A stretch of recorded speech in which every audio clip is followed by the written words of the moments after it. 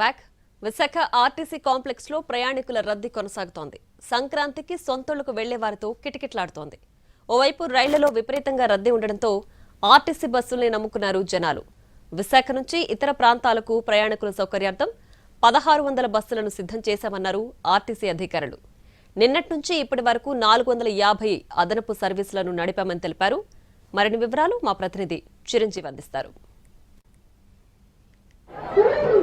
Visakha RTC complex లో ప్రయాణికుల రద్దీ కొనసాగుతుంది. ప్రస్తుతం సంక్రాంతికి సొంత ఊరికి వెళ్లే వాళ్లతో కిటకిటలాడుతున్నటువంటి పరిస్థితి కనిపిస్తుంది. నిన్నటి నుంచి కూడా 24 అవర్స్ కూడా మొత్తం సర్వీసులన్నీ కూడా యథావిధిగా కొనసాగుతున్నాయి. స్పెషల్ ట్రైన్ సర్వీసులన్నింటినీ కూడా ఆర్టీసీ అధికారులు కేటాయించిన పరిస్థితి కనిపిస్తుంది. ప్రస్తుతం మనం చూస్తున్నాం రిజర్వేషన్ కౌంటర్ల వద్ద ముఖ్యంగా దూర ప్రాంతాలకు వెళ్లేటువంటి ప్యాసింజర్స్ ఎవరు ఉన్నారో వాళ్ళ కోసం మరిన్ని ప్రత్యేక సర్వీసులు ఏర్పాటు చేయడం జరిగింది. ఇటు కడప, కర్నూలు, నెల్లూరు, గుంటూరు, హైదరాబాద్ తో పాటు బెంగళూరు, అదేవిధంగా ఈ రాయలసీమ జిల్లాలో అయినటువంటి అటువైపు కూడా విజయవాడ వీటి మీద కూడా ప్రత్యేక సర్వీసులను ఏర్పాటు చేశారు. వరుస సెలవులు రావడంతో స్టూడెంట్స్ కూడా ఎక్కువగా బస్సులను ఆశ్రయించి సొంత ఊళ్ళకు వెళ్తున్నటువంటి పరిస్థితి. ఈ నేపథ్యంలో ఆర్టీసీ కాంప్లెక్స్ వద్ద పూర్తిగా సందడి వాతావరణం నెలకొన్నటువంటి పరిస్థితులు చూస్తున్నాం.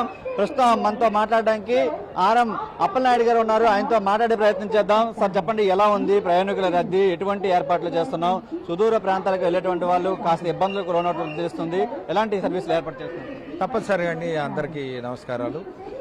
మేము ద్వారకా బస్ స్టేషన్ నుండి అన్ని ఏర్పాట్లు చేసామండి. మొన్నటి నుండి కూడా రష్ పెరిగింది.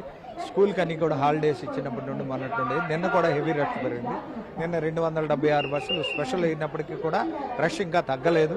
ఈ రోజు కూడా అప్పటికే 150 బస్సులు ఆల్రెడీ పంపించడం జరిగింది. సాయంత్రానికల్లా 300 బస్సుల వరకు కూడా ప్లానింగ్ చేస్తున్నాం. ముఖ్యంగా శ్రీకాకుళం ఎక్కువ ట్రాఫిక్ ఉంటుందండి. తర్వాత బొబ్బిలి, పార్వతీపురం, రాజాం కూడా ఉంటుందండి. ఈ మధ్యకాలంలో చీపురుపల్లి బ్రిడ్జ్ కూడా అయిపోయింది కాబట్టి విజయనగరం, చీపురుపల్లి, రాజాం, పాలకొండ వైపు కూడా బాగా రష్ బాగా పెరుగుతూ ఉంది.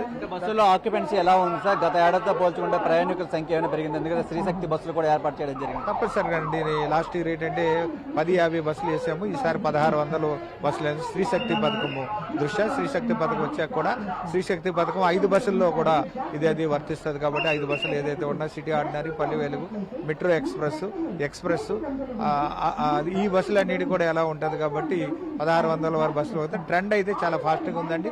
లాస్ట్ ఇయర్ మీద ఈసారి కూడా ఓఆర్ కూడా అత్యధికంగా ఉండే అవకాశం ఉంది. పీక్ అవర్లో అయితే స్టాండింగ్ మించి ఎక్కువ వెళ్తున్నారు ట్రాఫిక్. దాని తగ్గట్టుగా బస్సులు కూడా వచ్చేస్తున్నాము. ఎప్పటికైపు ట్రైన్లు కూడా పూర్తిగా రష్గా ఉంటున్నాయి. ప్రైవేట్ ట్రావెల్స్ కూడా చాలా వరకు టికెట్ల రేటు పెంచుతున్న పరిస్థితి. ఆర్టీసీలో ఎటువంటి పరిస్థితి నెలకొంటున్నాయి? మరి ఆక్యుపెన్సీ అంతా కూడా ఎట్లా ఉంటుంది? తప్పనిసరిగానండి, ట్రైన్స్ అన్ని ఫుల్ అయిపోయి ఫ్లైట్స్ కూడా బాగా ఛార్జ్ చేస్తున్నాయి. ఈ రకంగా అట్లా బస్సులుగా వస్తున్నారు. దీని తగ్గట్టుగా కూడా బస్సులు మేము 24 అవర్స్ కూడా మేము బస్సులు తిప్పుతున్నాం. స్టాఫ్ను కూడా అదనం డ్యూటీ కూడా చేసి అడిషనల్ కిలోమీటర్స్ వచ్చేలాగా అదనంగా తిప్పుతున్నామండి. నార్మల్గా కాకుండా అదనంగా కూడా రీచ్ అవుతున్నారు. 20-30% ఎక్స్ట్రాగా కూడా తిరుగుతున్నాయి కాబట్టి ప్రయాణికులకు ఎటువంటి ఇబ్బంది లేకుంటుంది. తప్పనిసరిగా ఒకేసారి రష్ వస్తుంది కాబట్టి దానికి తగ్గట్టుగా ప్రయాణికులు కూడా కొంతవరకు క్యూ లైన్ పాటించి సమయం పాటించినట్టయితే అందరినీ కూడా తప్పనిసరిగా డే అండ్ నైట్ క్లియర్ చేస్తాం. ఎటువంటి ప్రయాణికులకి అసౌకర్యం జరగదు. మేము బస్ స్టేషన్లో వాటర్ సదుపాయం, టాయిలెట్ సదుపాయం అన్నీ కూడా బాగా చేస్తాం. గత ఏడాదితో పోల్చుకుంటే ఈ ఏడాది సుమారు 600 ఎక్స్ట్రా సర్వీసులు కూడా నడిపించే అవకాశం కనిపిస్తుంది. ఎందుకంటే శ్రీశక్తి పథకం ద్వారా ఇంకా ముఖ్యంగా మహిళలంతా కూడా సొంత ఊరికి వెళ్ళడానికి ఎక్కువగా వెళ్తున్నటువంటి పరిస్థితి కనిపిస్తుంది. దీని నేపథ్యంలోనే మనం ప్రస్తుతం చూడొచ్చు.